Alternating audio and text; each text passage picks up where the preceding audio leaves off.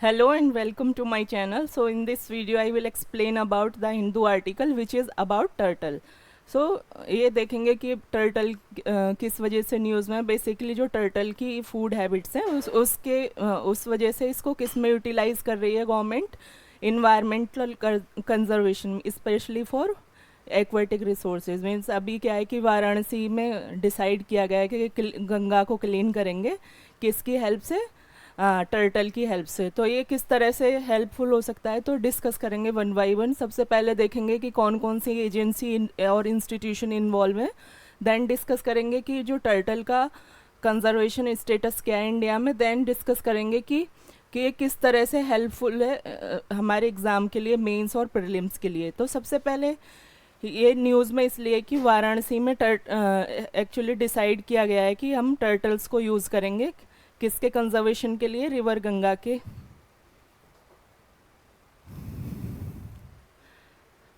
तो बेसिकली यहाँ पे क्या इस पर्टिकुलर जो दो एजेंसी इसमें इन्वॉल्व है वो कौन कौन सी हैं। सबसे पहले अगर बात करेंगे किस प्रोग्राम के अंडर इसको कंजर्व किया जा रहा है तो under the Namami Gange programme. Then उसके बाद ये कब से स्टार्ट, नमामि गंगे प्रोग्राम 2014 से बेसिकली स्टार्ट हुआ था। किसको रिजेन्युएट करना है और क्लीन करना है, रिवर गंगा को। अराउंड अगर रिवर गंगा का हम बेसिन देखते हैं 2600 के अराउंड है। तो उसको हम किसकी हेल्प से क्लीन करेंगे और कौन हेल्प करेगा, स्पेशली टर्टल। तो अगर बात करें इस पर्टिकुलर प्रोजेक्ट की तो इसमें कौन कौन से इंस्टीट्यूट वर्क करेंगे। Wild life institute of India, किसके अंडर, ये मिनिस्ट्री ऑफ फॉरेस्ट। और ये किसके साथ मिलकर वर्क करेंगे, national mission for clean Ganga. Means इसमें जो हम देखेंगे कि जो मेन एजेंसी हैं कौन कौन सी हैं। WII, अगर बात करें कि WII बेसिकली क्या है, एक ऑटोनोमस इंस्टीट्यूट है, वाइल्ड लाइफ प्रोटेक्शन पे वर्क करता है। मीन्स जो वाइल्ड लाइफ जो स्पीशीज़ होती हैं उसमें। और ये कब एस्टेब्लिश हुआ था, 1982 में। और कहाँ पे एस्टेब्लिश हुआ था, देहरादून।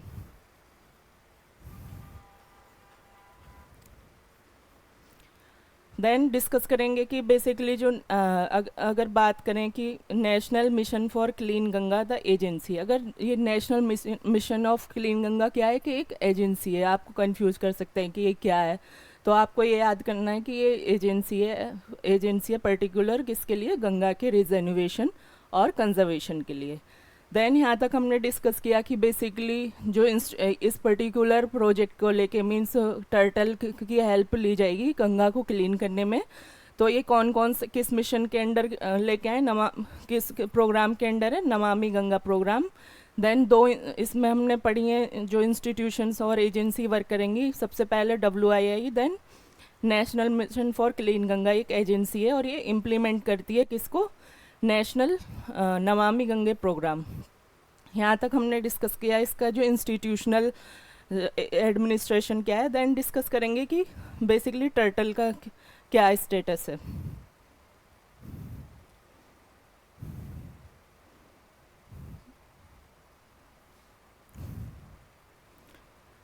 अगर बात करें टर्टल की तो बेसिकली यहाँ पे हमने देखा कि हम यहाँ पे देखेंगे कि इंडिया में कितनी स्पीशीज़ हैं, अराउंड 29। अगर बात करें इनकी फूड हैबिट थी तो ये हर्बीवोर और कार्निवोर दोनों तरह की स्पीशीज़ होती हैं। मीन्स ये वेज और नॉन वेज दोनों ईट करते हैं। तो इनकी इसी एबिलिटी के बेस पे इनको यूज़ किया जा रहा है गंगा की क्लीनिंग के लिए। अब क्यों इनकी फूड हैबिट कैसे अलाइन करती है इस प्रोजेक्ट के लिए तो वो हम देखेंगे इसके साथ ही। देन इसमें देखेंगे कि कितने स्पीशीज़ हैं, 29। अगर बात करें IUCN स्टेटस की तो ये इसको किस कैटेगरी में रखा गया है, कंजर्वेशन की, वल्नरेबल। बट इंडिया की कुछ स्पीशीज़ ऐसी भी हैं जिनको किस में रखा गया है, क्रिटिकल एंडेंजर्ड में। अगर बात करें जो वल्नरेबल कैटेगरी में, जैसे ऑलिव रिडले हो गया, बहुत सारे स्पीशीज़ हैं जो लेदर बैक हो गया, और इसके अलावा एक मीन्स ग्रीन टर्टल हुआ, जैसे वो सब किस कैटेगरी में, एंडेंजर्ड।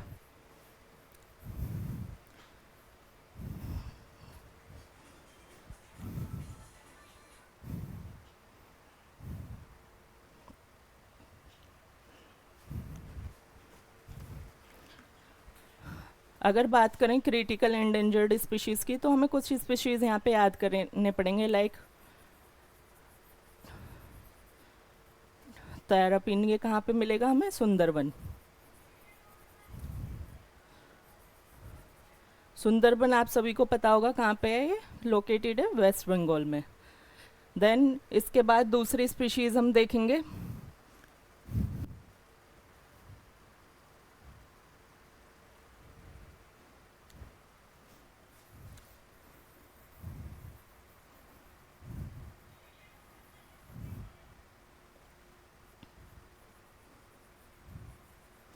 ये बेसिकली हमको चंबल बेसिन में देखने को मिलेगी।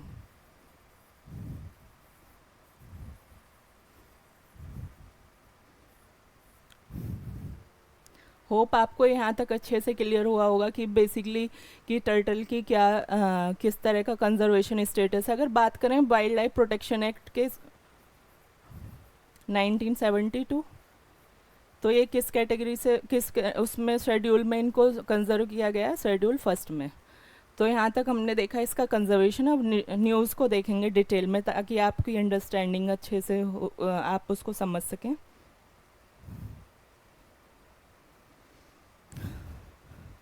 यहाँ तक हम ऑलरेडी डिस्कस कर चुके हैं कि इसका इंस्टीट्यूशनल एडमिनिस्ट्रेशन क्या है और टर्टल का जो कंजर्वेशन स्टेटस क्या है, और उस किस तरह से इंडिया में उसको कहाँ कहाँ पे उसकी जो स्पीशीज़ हैं, जो एंडेंजर्ड स्पीशीज़ हैं, वो कहाँ पे प्रेजेंट है। लाइक अभी देखा हमने कि रेड क्राउन जो टर्टल है वो चंबल बेसिन में मिलेगा। देन तैरापीन कहाँ मिलेगा? सुंदरबन में। But olive ridley and leatherback, ये बहुत सारे स्पीशीज़ हैं जिन्हें अभी लीस्ट कंजर्वेशन की रिक्वायरमेंट है। तो यहाँ पे हम यहाँ तक हमने डिस्कस किया इसका इंस्टीट्यूशन। देन कुछ फैक्ट देखे अबाउट टर्टल। देन इसमें क्या है कि ये प्रोग्राम, अगर बात करें कि ये प्रोग्राम क्या अभी इनिशिएट किया गया है गवर्नमेंट की तरफ से, तो नहीं, ये लेट अगर बात करें लेट 1980s में शुरू किया गया था। और वहाँ पे क्या वाराणसी में क्या इस्टेब्लिश किया गया था?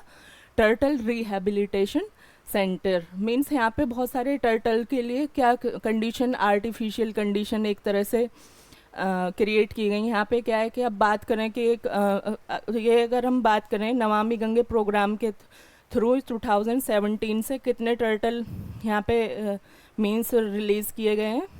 5000। देन अभी रिसेंटली कितने रिलीज़ किए गए हैं? 1000। देन यहाँ पे अगर बात करें कि इस प्रोग्राम को हेड कौन कर रहा है, WII की तरफ से आशीष पंडा।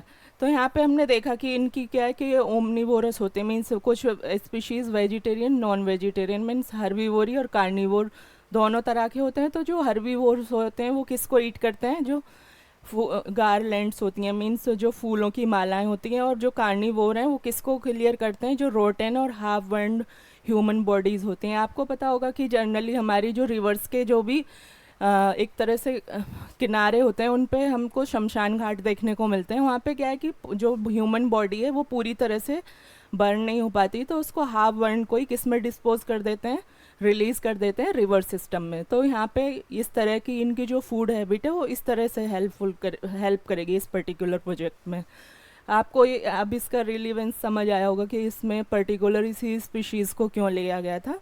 तो यहाँ पे हमने देखा कि ये प्रोजेक्ट लेट अर्ली 1980s में शुरू किया गया था। देन इसमें अराउंड अगर बात करें ये 1980s के बाद जो गंगा एक्शन प्लान था उसके थ्रू कितने टर्टल रिलीज़ किए गए थे? 40,000। देन अभी क्या है कि अब 2014 में इंडियन गवर्नमेंट क्या लेके आई थी? नमामि गंगे प्रोग्राम। तो यहाँ पे हम थोड़े हाइलाइट्स देखते हैं। बेसिकली जो नमामि गंगे प्रोग्राम है वो क्या बात करता है। तो सबसे पहले बात करें कि कब शुरू हुआ था? 2014 में। देन इसके जो ट्विन ऑब्जेक्टिव है, इफेक्टिव एबेटमेंट ऑफ पॉल्यूशन पे भी वर्क करना है एंड साइमल्टेनियसली किस पे वर्क करना है? Conservation of river Ganga. इसके बाद फिर से आर्टिकल पे चलते हैं।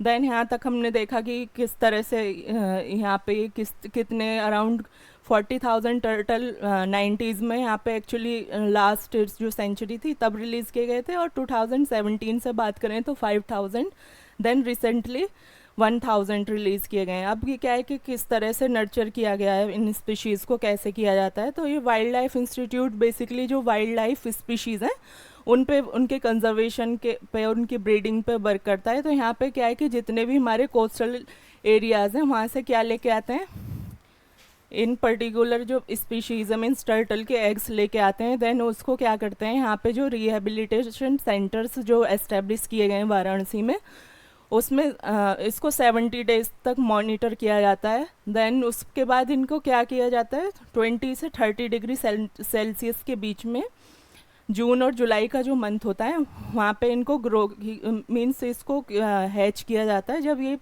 मैच्योर हो जाते हैं मीन्स अराउंड 2 ईयर्स तक इनको वहीं अंडर ऑब्जर्वेशन रखा जाता है। देन इनको कहाँ रिलीज़ कर देते हैं, रिवर गंगा में।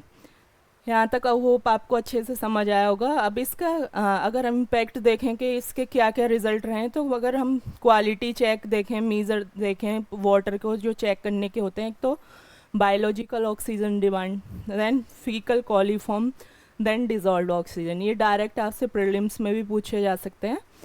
देन इनके बाद देखा कि ये थोड़े इम्प्रूव हुए हैं, मीन्स जो वाटर क्वालिटी चेक्स हैं उन पे पॉजिटिव इम्पैक्ट देखा गया है। देन जो सेकंड इम्पैक्ट इनका जो रिवर का पीएच लेवल अराउंड 20 साइट्स को ऑब्जर्व किया गया गवर्नमेंट की तरफ से, तो वहाँ पे देखा कि जो पीएच लेवल है वो काफ़ी इम्प्रूव्ड था, मीन्स वहाँ पे बाथिंग कंडीशंस थी, मीन्स लोग नहा सकते हैं, उस तरह का इम्प्रूवमेंट देखा गया। देन इसके बाद बहुत सारी जगह dissolve oxygen, BOD, faecal coliform, ये सब देखे गए।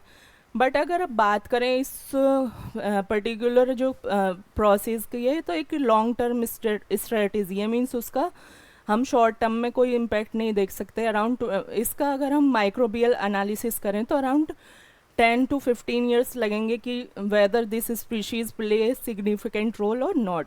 देन इसके बाद ये एक पॉजिटिव नोट पे हम इस आर्टिकल को देख सकते हैं। हम बात करें कि हम इसको यूटिलाइज कैसे कर सकते हैं अपने एग्ज़ाम के लिए।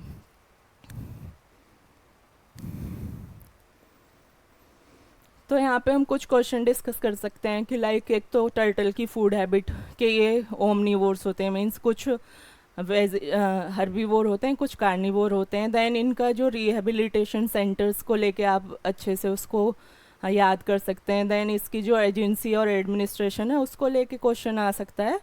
देन इसके जो वाटर क्वालिटी चेक्स हैं like biological oxygen demand, dissolve oxygen and faecal coliform.